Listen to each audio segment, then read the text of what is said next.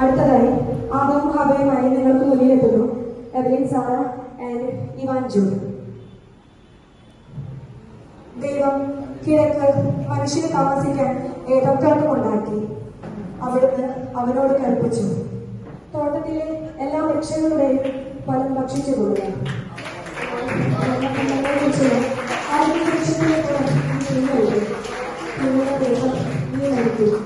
ഒരു ദിവസം സർപ്പം സ്ത്രീയോട് പറഞ്ഞു, ആ ഫലം ഭക്ഷിച്ചാൽ നിങ്ങൾ മരിക്കുകയില്ല, മറിച്ച് നിങ്ങൾ ദൈവത്തെ പോലെയാകും. ഇത് കേട്ടപ്പോൾ അവൾ അത് പറിച്ചു കൊടുത്തു, ഭർത്താവിനും കൊടുത്തു. ഇതിനെ ദൃശ്യാവിഷ്കാരമായി നിങ്ങളുടെ മുമ്പിലേക്ക് എത്തുന്നു Evelyn Sara and Ivan Jude.